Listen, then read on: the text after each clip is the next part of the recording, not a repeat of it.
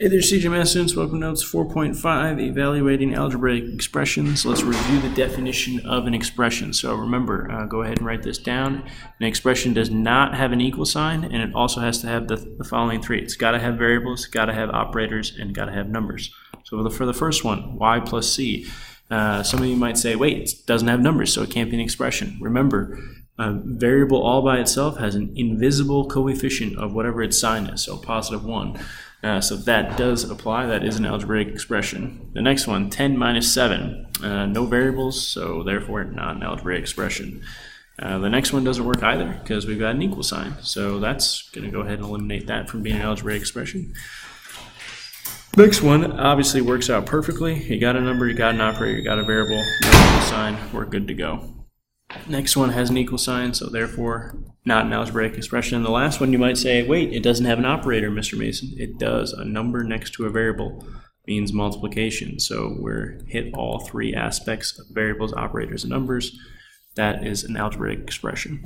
Reviewing, translating algebraic expressions, let's do a couple of these together. A number increased, so n increased, right, by 7. That's just n plus 7. That matches up with the second to last one there. 7 less than twice a number. It looks like 7 minus 2n, but remember, less than is that tricky phrase that we have to go ahead and flip the order, so that actually matches up with the very bottom one. I'll let you finish the rest.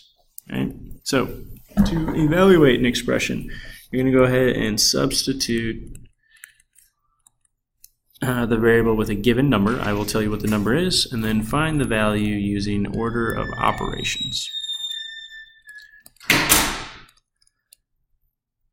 So, if you take a look at a couple of these examples, remember anytime we see subtraction, we're going to do our best to change it to keep change, so plus and negative, so we're not confused by a minus sign or a negative sign. And basically, if 8m plus negative 17, where m is 4, wherever you see an m, you're just going to plug in 4. Now, that's not 84. That is 8 times 4, right? Because a number next to a variable is multiplication. So then we do PEMDAS, so we do multiplication first, get 32 plus negative 17, and we end up with 15 as our answer. So that's basically what we'll be doing here. I will do a couple with you. So it says evaluate 3h over 6. So we have 3, and now we're going to plug in h. H in this case is 20, and put it over 6. So order of operations says we do multiplication or division, whichever comes first. If you look up the top, that's not 320, that's 3 times 20. So that gives us 60 over 6, which gives us an answer of 10. Let's do the next one. It says evaluate x, y, z, right? If x is 2, z is, y is negative 5, and z is negative 9. So again, wherever you see these guys, you're just going to plug in. So I've got a 2 for x, and then I've got a negative 5 for y, and then I've got a negative 9 for z.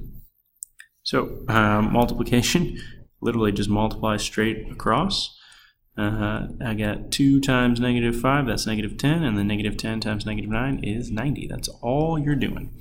All right, I'll do one more with you. Evaluate a squared minus 8b. So a squared minus 8b. So wherever I see an a, I'm going to put an 8, so it's 8 squared minus 8 times, and wherever I see a b, I'm going to put a 6, so 6. So order of operations tells me to do exponents first, so that's going to be 64 minus, and then I can do that kind of at the same time, 48, and get to my answer of 16. So the remaining I'll have you do in Edpuzzle or in Partners. Go to the back side, we'll do one table together. Let's take a look at table like 19. So all we're going to do is wherever I see a k, plug in these numbers. So 3 plus 5 parentheses 1.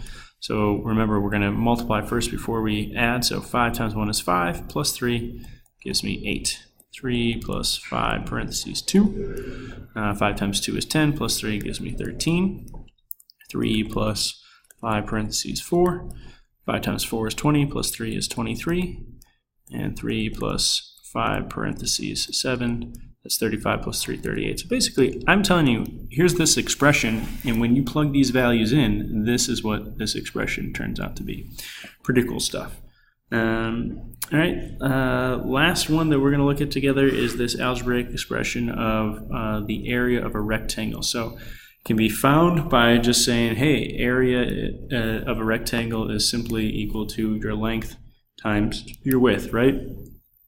If I've got a length of 6 and a width of 4, how do I figure that out? Well, let's just plug in L is equal to 6, width is equal to 4. So what's your answer? 6 times 4, 24 feet. And for area, we always say those are units squared. Okay, the rest we will do in either partners or class together.